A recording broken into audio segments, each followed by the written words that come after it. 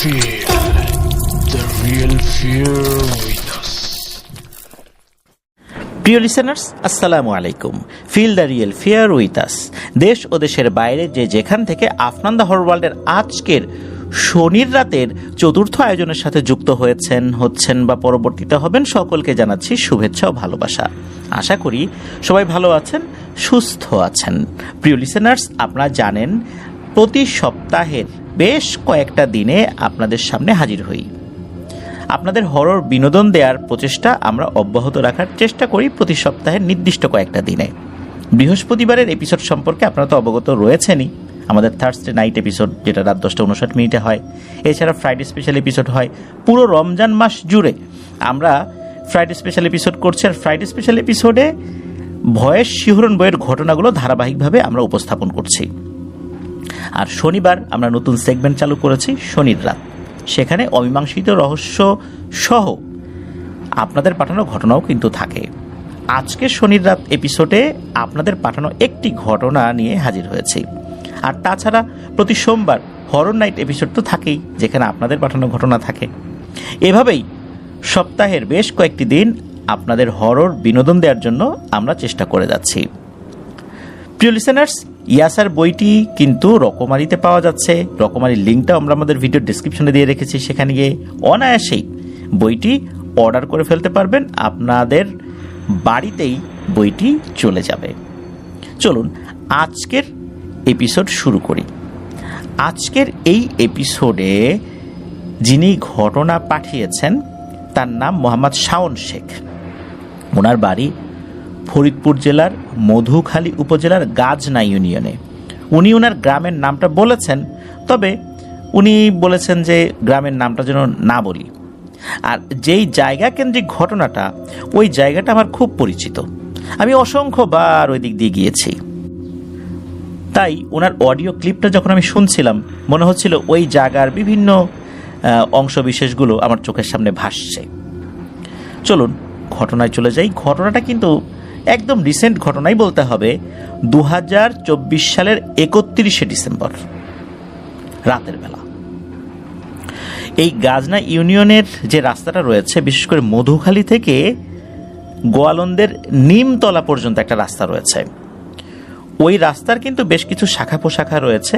মধুখালী থেকে গাজনা হয়ে, বেলেশ্বর হয়ে, ধর্মশী, রাজাপুর হয়ে একটা রাস্তা চলে গেছে শিবরামপুরের দিকে, আর একটা রাস্তা চলে গেছে রাজবাড়ির দিকে। রাজবাড়ির দিকে যাওয়ার যে রাস্তা, সেখান থেকে কিন্তু আর একটা রাস্তা নিমতলির দিকে চলে গেছে। তাই ওটাকে মধুখালী তো নিমতলার রাস্তা বা নিমতলির রাস্তাটা এই নামেই আসলে মানুষ বেশি চিনে থাকেন আর কি। তো এই রাস্তারও বেশ কিছু ঘটনা আমি এর আগে আপনাদের সাথে শেয়ার করেছি। এই গাজনা বাজার পার হয়ে একটি গ্রাম রয়েছে, সেই গ্রামটার নামটা আমরা না বলি। আর ওইখানকার যারা আছেন, ঘটনা শুনছেন, তারাও অনুগ্রহ করে কমেন্ট সেকশনে গ্রামের নামটি লিখবেন না। ওই গ্রামে একটি ছায়ের ফ্যাক্টরি হয়েছে। ছায়ের ফ্যাক্টরি সম্পর্কে আপনাদেরকে একটু অবগত করি, তাহলে বুঝতে পারবেন। সেটা হচ্ছে যে আমরা দৈনন্দিন বিভিন্ন কালি ব্যবহার করি। মার্কারের কালি থেকে শুরু করে নিয়ে অফিসিয়াল বিভিন্ন কাজে বিভিন্ন ধরনের কালি ব্যবহৃত হয়। এই কালি তৈরির অন্যতম একটি উপাদান হচ্ছে ছাই, এবং এই ছাইটা বিশেষ একটি উপাদান পুড়িয়ে তৈরি করা হয়, সেটা হচ্ছে পাটখড়ি। আপনারা জানেন যে ফরিদপুর অঞ্চলে প্রচুর পাট হয়, আর সেই পাট যখন সেখান থেকে আঁশটা বের করে ফেলা হয়, তখন পাটখড়িগুলো রয়ে যায়। এই পাটখড়ি জ্বালানি হিসেবে ব্যবহৃত হয়। এখন তো অনেকে সিলিন্ডার গ্যাস ব্যবহার করেন, যার কারণে গ্রামে এখনও পাটখড়ি ব্যবহার হলেও শহরে এখন এটা একদম দেখা যায় না বললেই চলে। ঢাকা শহরে তো একদমই নাই, অন্যান্য মফস্বল শহরগুলোতেও সিলিন্ডার গ্যাস অনেকেই ব্যবহার করেন। যাদের লাকড়ির চুলা রয়েছে তারা কিছুটা পাটখড়ি ব্যবহার করেন। আর এই যে উদ্বৃত্ত যে পাটখড়িগুলো, প্রচুর পরিমাণে যে পাটখড়িগুলো থেকে যাচ্ছে, এটা কি করা হয়, এটা একটা বিশেষ চুল্লিতে পোড়ানো হয়, এবং এটা থেকে যে ছাইটা হয়, এই ছাইটা একটা বিশেষ প্রক্রিয়ায় সংগ্রহ করে সেই ছাইটা প্যাকেটজাত করে চায়নাতে পাঠিয়ে দেওয়া হয়। মূলত এই ছাই থেকেই বিভিন্ন ধরনের মূল্যবান কালি তৈরি হয়, বিভিন্ন রং তৈরি হয়। শুধু যে কালি তা না, অনেক ধরনের মেডিসিনও তৈরি হয়। রাজবাড়িতে, বিশেষ করে ফরিদপুর অঞ্চলে আমি বলবো, রাজবাড়ি, ফরিদপুর এই আশেপাশের আরও যে সমস্ত অঞ্চলগুলো রয়েছে সেখানে এই ধরনের বিভিন্ন চুল্লিগুলো স্থাপন করা হয়েছে। এই পাটখড়িগুলো পুড়িয়ে সেখান থেকে ছাই সংগ্রহ করা হয় এবং এগুলো এক্সপোর্ট করা হয়। যদিও বা পরিবেশের অনেক দূষণ হচ্ছে, যার কারণে আমরা আজকের ঘটনায় যেই চুল্লির কথা বলবো এটা আপাতত বন্ধ রয়েছে। তো চলুন ঘটনায় চলে যাই।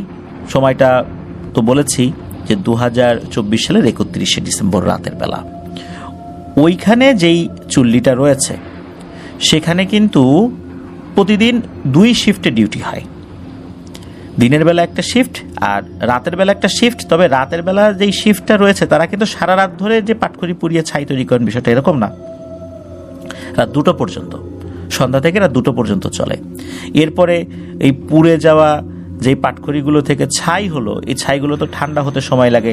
ঠান্ডা হয়ে যাওয়ার পর সেগুলো বিশেষ প্রক্রিয়ায় সংরক্ষণ করা হয়, সংগ্রহ করা হয়। এরকম কাজ তো করতে সময় দিতে হয়। এই জন্য 24 ঘন্টা এই চুল্লি জ্বালানো সম্ভব হয় না, ঠান্ডা করতে হয় সেই ছাই সংগ্রহ করার জন্য আর কি। তো যাই হোক, তো এভাবে কিন্তু চলছিল। মূলত এখানে 2জন ব্যক্তির সাথে ঘটনা ঘটেছে। প্রথমে যার সাথে ঘটেছে তার নাম হচ্ছে আরহাম। সে একজন তরুণ যুবক, ভালোই কাজ করছিল। তো ওর ওই রাত্রে মানে 31শে ডিসেম্বর 2024 সাল, যেটা ওই রাত্রে ওর ডিউটি পড়েছিল নাইট শিফটে। তো নাইট শিফটে আরও কয়েকজন ডিউটি করছিল। ওরা যেখানে ওই পাটখড়িগুলো পোড়ায় তার থেকে একটু দূরেই কিন্তু টনকে টন মানে শত শত টন পাটখড়ি জমা করে রাখা আছে নির্দিষ্ট জায়গায়। ওইটার পাশে একটা তাল গাছও রয়েছে, ছোট বড় মিলিয়ে বেশ কয়েকটা তাল গাছ রয়েছে আর কি। রাতের বেলা তারা পাটখড়ি পোড়াতে থাকেন। পোড়াতে পোড়াতে 2টার সময় তো ডিউটি শেষ, কিন্তু তার 1 ঘন্টা আগে তাদের যে সর্দার ছিল, প্রত্যেকটা শিফটে একজন সর্দার থাকে। তো এই যে আরহাম ছেলেটা, এই ছেলেটা ওই সর্দারকে বলে, সর্দার আমার শরীরটা খারাপ লাগছে, আমি একটু ঘুমাই, আপনাদের শিফট শেষ হলে আমাকে ডাক দিন, তারপর বাসায় চলে যাব। সাধারণত এই পাটখড়ি পোড়ানোর কাজটা কিন্তু এতটা সহজ না। প্রচণ্ড তাপ, হিট কিন্তু সহ্য করতে হয়। তারপর কিন্তু ধোঁয়া ওড়ে। এই ধোঁয়াগুলো নাকে মুখে গেলে কিন্তু শরীরে অনেক ক্ষতি হয়, অসুস্থতা বোধ হয়। তো এরকম সমস্যা কিন্তু অনেকেরই হয় ওই যারা পাটখড়ি পোড়ান। তো যে সর্দার ছিল ঠিক উনি বলেন যে ঠিক আছে তুমি ঘুমাও, যাওয়ার সময় ডাক দিয়ে দিব। তো ওখান থেকে একটু দূরে গিয়ে এই আরহাম ছেলেটা বিশ্রাম নিচ্ছিল, খুব ক্লান্ত ছিল, সে ঘুমিয়েও পড়ে। এদিকে কি হয়, পাটখড়ি পোড়ানোর শেষে রাত 2টোর পরে অন্য যারা ছিলেন সর্দার সহ তারা ওই আরহামকে ডাকতে গেছেন যে চলে যাচ্ছি, ওকে উঠাই নিয়ে যাই। তারা যে এই যে ডাকাডাকি করছেন, আরহামের আর ঘুম ভাঙে না। মানে এমন ঘুম, মনে হচ্ছে তাকে এখন কাঁধে তুলে নিয়ে যেতে হবে। এখন কাঁধে তুলে নিয়ে যাওয়াও সমস্যা ছিল না, কিন্তু আরহামের যেই বাড়িটা, ওই বাড়িটা ছিল অন্য ডিরেকশনে, আর ওইখানে অন্যরা যারা ছিলেন তাদের বাসা ছিল অন্য ডিরেকশনে। সবাই মিলে চিন্তা করলেন কি করা যায় আরহাম ছেলেটাকে। তখন সবাই বললেন, মানে সবাই মিলে সিদ্ধান্ত নিলেন যে ও তো সাহসী ছেলে, সমস্যা নাই, ওর ঘুম ভেঙে গেলে ও একাই উঠে বাড়ি চলে যেতে পারবে, এটা নতুন কিছু না, আমরা চলে যাই। তো ওনারা কি করেছেন, ওনারা ওনাদের মতো করে চলে গেছেন।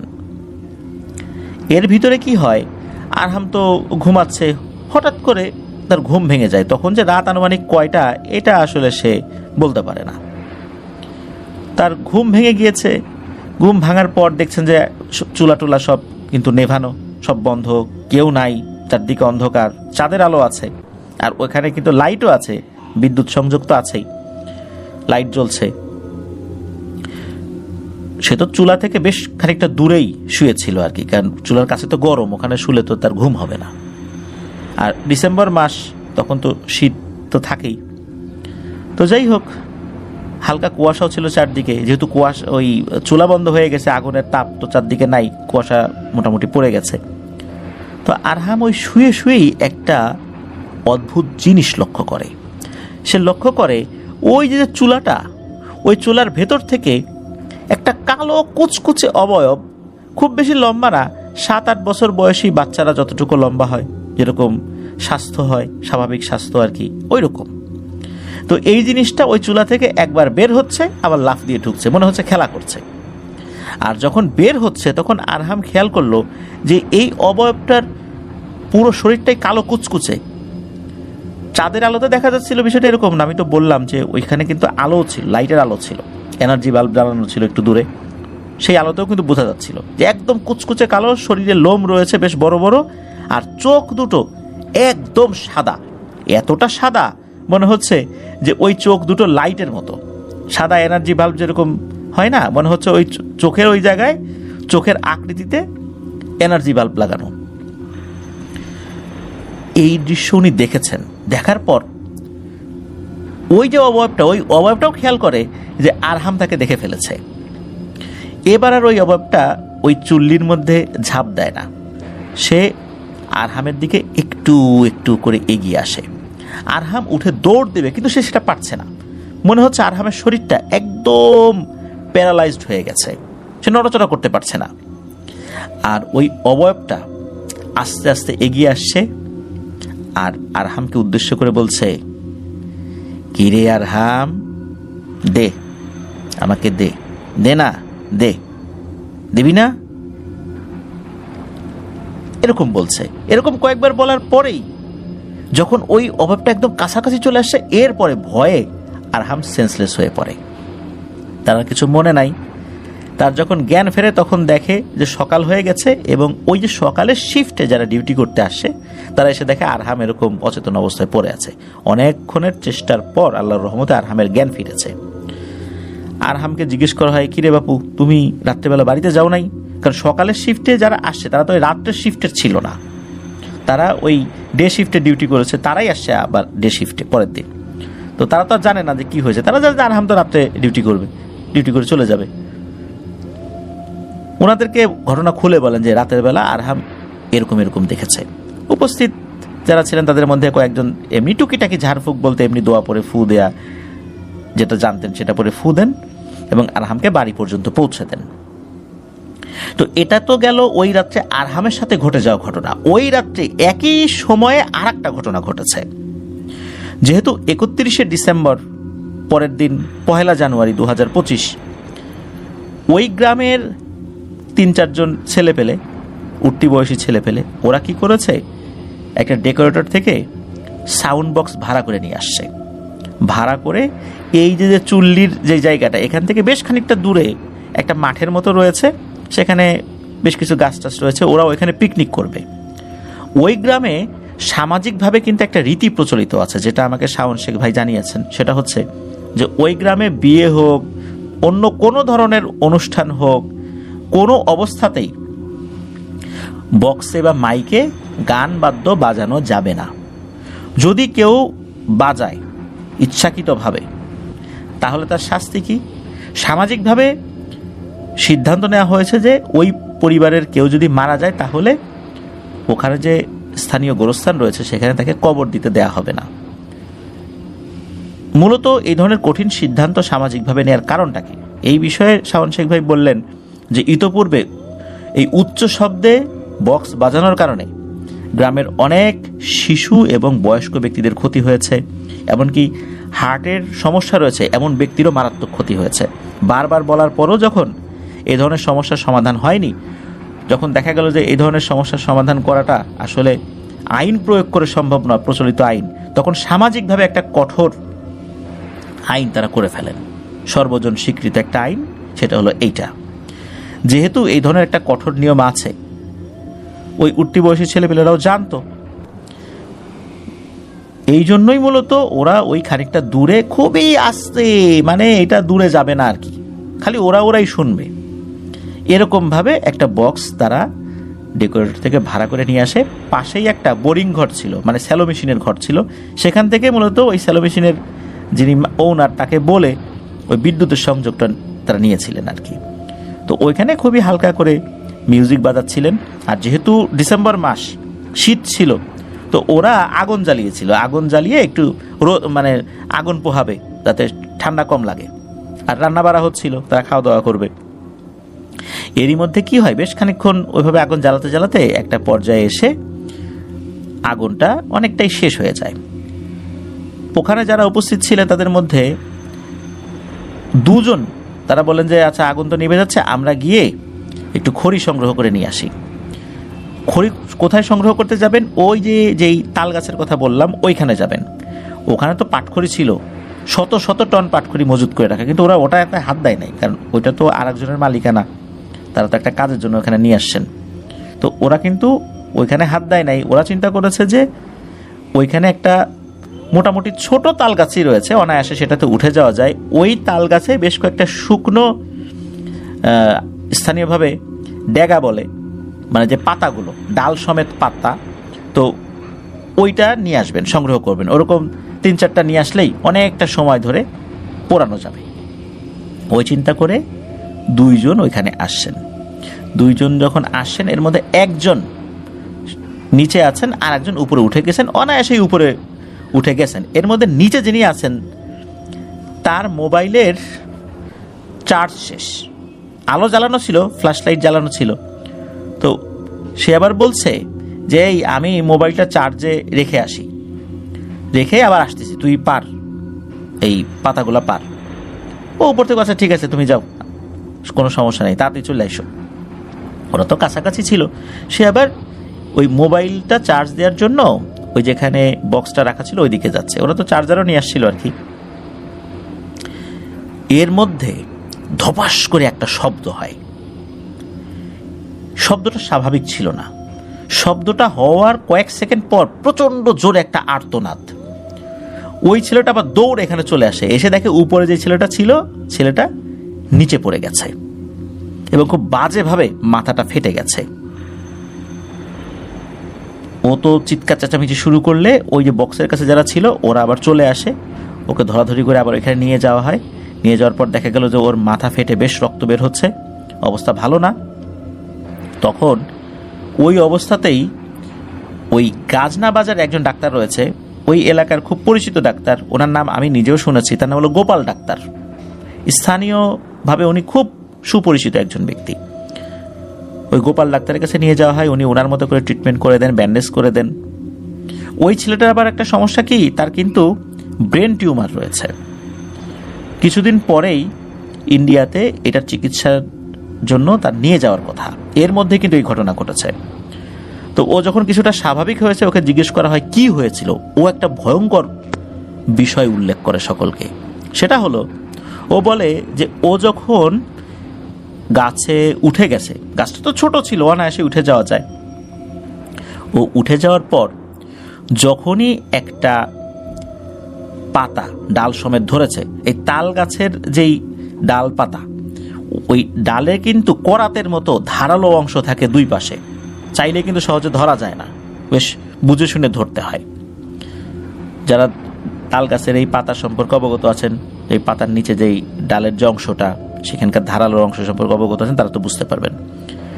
তো ও কি করেছে যে ওইখানে ধরলে তো আসলে কষ্ট হবে, হাত কেটে যেতে পারে, চলে যেতে পারে। ও চিন্তা করলো আরেকটু উপর দিকে উঠে আমি কোনো কিছু ধরি। তো রাতের বেলা তো খুব একটা ভালো বোঝাও যাচ্ছিল না। এমত অবস্থায় সে দেখে ওই গাছের উপর থেকে মোটামুটি 7-8 বছর বয়সী একটা বাচ্চা যেরকম হয়, যতটুকু উচ্চতা হয়, ওরকম একটা উচ্চতার একটা বাচ্চা, কালো কুচকুচে শরীরে লোম রয়েছে, আর চোখ দুটো সাদা ধবধবে লাইটের মতো জ্বলছে। এই জিনিসটা ওই গাছের উপর থেকেই মনে হচ্ছে বেরিয়ে এলো। বেরিয়ে এসে কি করেছে, এই যে ছেলেটা গাছে উঠেছে ওর খপ করে পা ধরেছে, 2 পা ধরেছে। 2 পা ধরে কি করেছে, মাথা নিচ দিক দিয়ে পা উপর দিকে দিয়ে ধরে রেখেছে। ধরে রেখে একদম মাথা নিচের দিকে রেখে ছেড়ে দিয়েছে পা। আর ও সরাসরি নিচে পড়ে একদম মাথায় এসে প্রচণ্ড আঘাত লাগে। যদিও বা ওই জায়গার মাটিটা কিছুটা নরম ছিল আল্লাহর রহমতে, এই জন্য বড় ধরনের কোনো ক্ষয়ক্ষতি না হলেও মাথায় প্রচণ্ড আঘাত লাগে, বেশ কয়েকটা সেলাই লেগেছে। পরবর্তীতে আরও ট্রিটমেন্ট সে করিয়েছে, এখনও সে ট্রিটমেন্টের মধ্যেই আছে। ওই একই সময়ে বা সামান্য কিছু সময় এদিক ওদিক হতে পারে, ওই যে আরহাম যে ছেলেটা, তার সাথেও কিন্তু একই ঘটনা ঘটেছে। বলতে ওই যে সেম অবয়বটা সেও দেখেছে। পরবর্তীতে যখন জানাজানি হয়, আরহাম বলে এই ঘটনা, পরের দিন জানা গেল আবার ওই ছেলেটার এই সাথে এই ঘটনা ঘটেছে। তখন গ্রামবাসী আলোচনা শুরু করলো যে নিশ্চয়ই এই একই জিনিসটা ওরা 2 গ্রুপই দেখেছে। প্রথমে আরহাম দেখেছে, পরে এই গ্রুপ দেখেছে।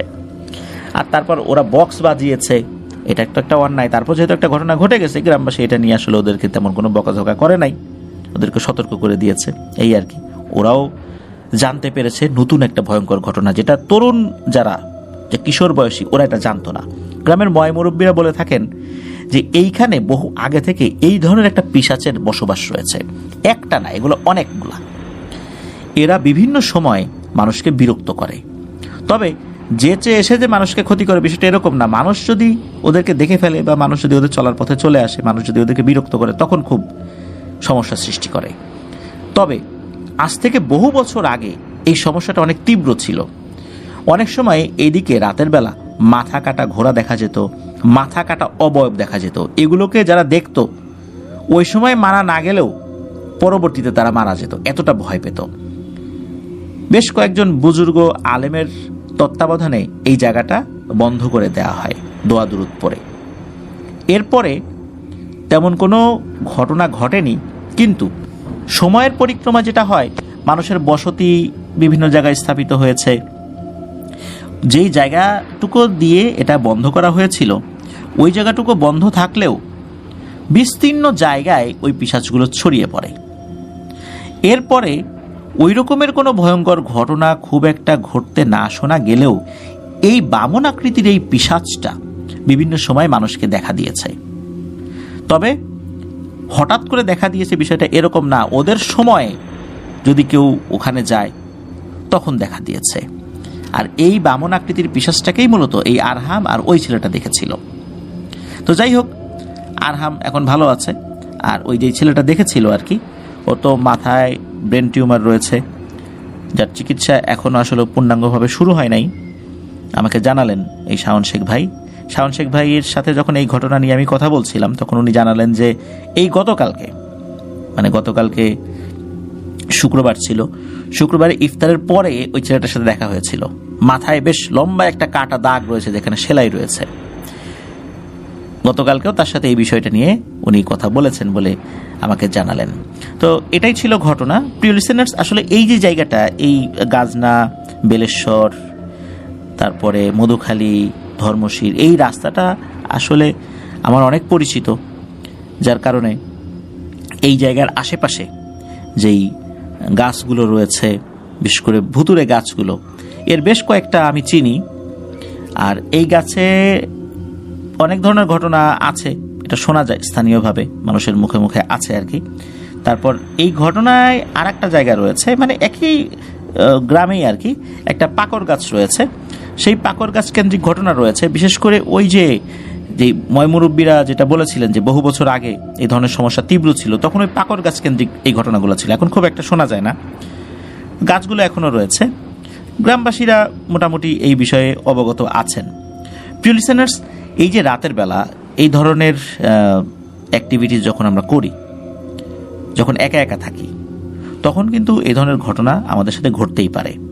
বিশেষ করে যখন নিচ থেকে ওই ছেলেটা চলে গেল, উপরে আরেকজনকে রেখে, তার মোবাইলের চার্জ শেষ হয়ে গিয়েছিল, ও চিন্তা করছে চার্জ শেষ হয়ে গেছে, দৌড় দিয়ে গিয়ে চার্জে লাগিয়ে আসি ফোনটা, আর আরেকজনের ফোনটা নিয়ে আসি যাতে নিচ থেকে আলোটা ধরা যায়। তখনই কিন্তু ঘটনাটা ঘটেছে। আবার আরহাম সেটা একা একা শুয়েছিল, তখন ঘটনা ঘটেছে। তার মানে দেখা গেল ওই পিশাচটা তখনই দেখা দেয় যখন কেউ একা থাকে। এই জন্য রাতের বেলা আমরা যখন কোথাও যাব, সবসময় তো আর অনেক লোক একসাথে যাওয়া সম্ভব না, একা যদি থাকি আমাদের চেষ্টা থাকবে যেন আমরা আয়াতুল কুরসি, চারকুল এগুলো পরে শরীরে ফু দিয়ে কোথাও চলাফেরা করি। তাহলে এই ধরনের জিনিস আমাদের যদি কখনো সামনে চলেও আসে, বড় ধরনের কোনো ক্ষতি ইনশাল্লাহ করতে পারবে না। প্রিয় লিসেনার্স, এটাই ছিল ঘটনা। আশা করছি ঘটনাটি আপনাদের সকলের কাছে ভয়ের শিহরণ জাগানিয়া বলে মনে হয়েছে। আমি আশা করব এরকম অসংখ্য ঘটনা আপনাদের কাছ থেকে আমরা পাবো। গ্রাম অঞ্চলের ঘটনা মানেই অন্যরকম কিছু। গ্রামের ঘটনাগুলো আরও বেশি বেশি করে আপনাদের কাছ থেকে পেতে চাই। ঘটনাটি কেমন লাগলো তা জানাতে ভুলবেন না এই ভিডিওর কমেন্ট সেকশনে, অথবা আমাদের ফেসবুক পেজ এবং গ্রুপে। যারা আমাদের ফেসবুক পেজ এবং গ্রুপের সদস্য এখনো হননি, তাদেরকে বলছি আমাদের ফেসবুক পেজ এবং গ্রুপের লিঙ্ক এই ভিডিওর ডেসক্রিপশনে দেওয়া রয়েছে। সেখানে গিয়ে আপনারা আমাদের ফেসবুক পরিবারের সদস্য হয়ে ফেসবুক পেজে কমেন্ট করতে পারেন, ফেসবুক গ্রুপে পোস্ট কমেন্ট দুটোই করতে পারেন। আর আপনাদের কাছে বিনীত অনুরোধ থাকবে বেশি বেশি করে আমাদের চ্যানেলের লিঙ্কটা শেয়ার করে দিবেন, যাতে আমরা আরও অসংখ্য মানুষের কাছে আমাদের এই ঘটনাগুলো পৌঁছাতে পারি। আমরা যদি নতুন নতুন আরও অসংখ্য মানুষের কাছে পৌঁছাতে পারি আপনাদের মাধ্যমে, তাহলে তাদের কাছ থেকেও আরও অনেক ঘটনা পাবো, আর সেই ঘটনা নিয়ে আমরা আরও অনেকটা পথ পাড়ি দিতে পারবো আপনাদের সাথে। সেই কামনা করছি। সবাই ভালো থাকবেন, সুস্থ থাকবেন। আমার জন্য দোয়া করবেন, আমার পরিবারের জন্য দোয়া করবেন, আপনাদের জন্য দোয়া রইল, আপনাদের পরিবারের প্রত্যেকের জন্য দোয়া রইল।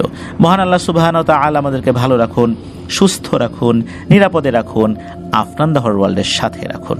আসসালামু আলাইকুম প্রিয় লিসেনার্স।